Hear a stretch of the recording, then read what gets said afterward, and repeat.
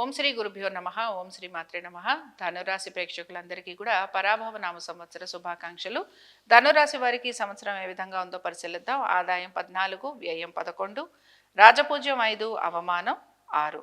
So వీటిల్లో ముఖ్యంగా గమనించాల్సిన విషయం ఏమిటంటే ధనురాశి వారికి మాత్రం గురువు ఇప్పుడు సప్తమంలో సంచరిస్తున్నారు. కానీ జూన్ 2, 2026 నుంచి అక్టోబర్ 30, 2026 వరకు వీరికి అష్టమంలో సంచరిస్తారు. అక్టోబర్ 31, 2026 నుంచి జనవరి 25, 2027 వరకు వీరికి భాగ్యాల్లో సంచరించబోతున్నారు. సో ప్రధానంగా మనం ఇక్కడ గమనించాల్సిన విషయం ఏమిటంటే గురువు అష్టమంలో సంచరించినప్పుడు వీరికి ఎటువంటి ఫలితాలు ఉంటాయో చూద్దాం. ప్రయాణాలలో చాలా వరకు అలసిపోవటం, అధిక ధన నష్టం కలగటం, దురదృష్టం ఎక్కువగా ఉండటం, ధనక్షయం ఎక్కువగా ఉండటం, అవమానాలు, నిందలు ఇవన్నీ కూడా ఎక్కువగా కలుగుతుంటాయి. దీంతో పాటు అనారోగ్య సమస్యలు అధికంగా ఉంటాయి. అలాగే ఎప్పుడైతే సింహంలోకి అంటే భాగ్యస్థానంలోకి మారుతారో అప్పుడు నెమ్మదిగా మీకు మీ ఐశ్వర్యం పెరుగుతుంది, సౌభాగ్యం వృద్ధి చెందుతుంది, అలాగే మీకు అదృష్టం కలుగుతుంది. దీంతో పాటు ఇంకొక విషయాన్ని గమనించాల్సింది ఏంటంటే అర్ధాష్టమ శని నడుస్తోంది, మీకు చతుర్థంలో శని సంచారం నడుస్తోంది. కాబట్టి దీని వలన కొంతవరకు భార్యాభర్తల మధ్యన ఇబ్బందులు కలుగుతూ ఉంటాయి. కుటుంబంతోటి ఎక్కువగా సమయం గడపలేకపోతూ ఉంటారు. అలాగే బంధువులతోటి ఇబ్బందులు కలుగుతాయి. ఆస్తికి సంబంధించిన నష్టం కలుగుతూ ఉంటుంది. తర్వాత భార్యాభర్తలలో ఎవరికో ఒకరికి కొంత చిన్న చితక అనారోగ్య సమస్యలు ఉంటాయి. తల్లిదండ్రుల ఆరోగ్యం గురించి కూడా జాగ్రత్త తీసుకోవాలి. సరే, రాహుకేతువులు డిసెంబర్ 5వ తారీఖు తర్వాత నుంచి మారుతారు. కాబట్టి వీరికి రాహువు ఇప్పుడు తృతీయంలో సంచరిస్తున్నారు. కానీ డిసెంబర్ 5వ తారీఖు తర్వాత నుంచి వీరికి ద్వితీయంలోకి మారబోతున్నారు. దాని పరంగా వీరికి ఏమిటి అనంటే ఆర్థిక పరమైన విషయాలలో మీరు మీ కుటుంబ సభ్యుల ఒక సలహాలు సూచనలు పాటించడం మంచిది. కేతువు అష్టమంలోకి మారుతాడు. కాబట్టి ఇక్కడ ఏమిటంటే ప్రమాదాలు లాంటివి రాకుండా చూసుకోవాలి. సో ధనురాశి వారు కొంచెం కంఫర్ట్ జోన్ నుంచి ఇబ్బందికి అయితే మారబోతున్నారు. కొంచెం చిన్న చిన్న సమస్యలు అనేవి కలిగేందుకు అవకాశం ఉంటుంది.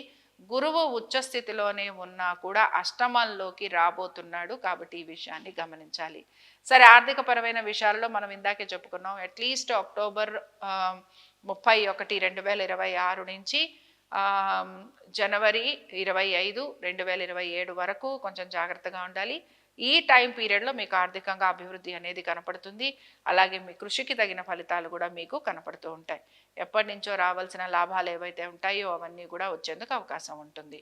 కుటుంబ సభ్యులతోటి కూడా కొంచెం చిన్న చితక ఇబ్బందులు అయితే ఉంటాయి. ఆస్తిపాస్తుల గురించి చాలా వరకు జాగ్రత్త వహించాలి. కోర్టు కేసులు లాంటివి అధికంగా ఉంటాయి. మీ యొక్క అన్నదమ్ములు, సోదర సోదరీమణులతోటి ఆస్తికి సంబంధించిన విభేదాలు లాంటివి వచ్చేందుకు అవకాశం ఉంటుంది. తల్లిదండ్రుల ఆరోగ్యం గురించి ప్రత్యేక శ్రద్ధను కనపరచాలి. సుఖము, సౌకర్యము వీటి గురించి కనుక మనం మాట్లాడితే అన్నీ ఉన్నా కూడా ఏదో ఒక లోటు అనేది మాత్రం మీకు ఎక్కువగా కనపడుతూ ఉంటుంది.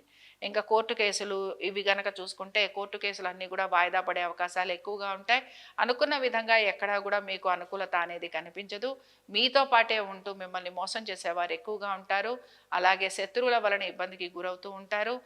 మీరు ఎవరికైతే ఆర్థికంగా వీరు వారికి లాభం చేశారో వారు మీకు నష్టాన్ని ఎక్కువగా కలిగిస్తూ ఉంటారు.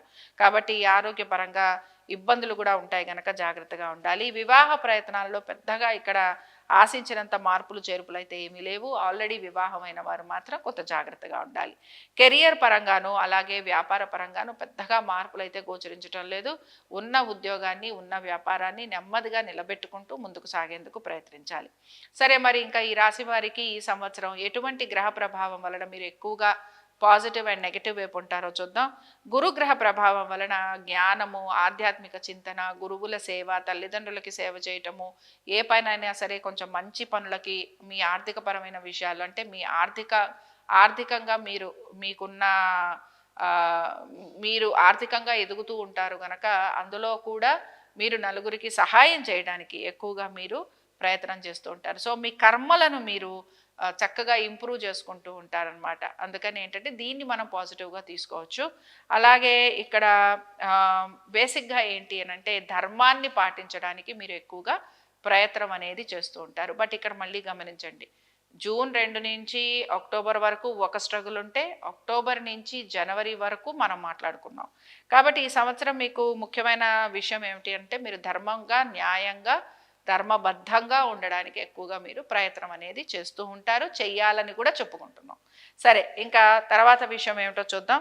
ఇంకా బేసిక్గా ఇక్కడ మీకు కలిసి వచ్చే లక్కీ కలర్స్ ఏమిటి అని అంటే పసుపు రంగు మీకు కలిసి వస్తుంది, అలాగే మీకు బంగారు రంగు కూడా కలిసి వస్తుంది. జెమ్ స్టోన్స్లో మీకు ఎల్లో సఫాయర్, పుష్యరాగం, కనక పుష్యరాగం బాగుంటుంది.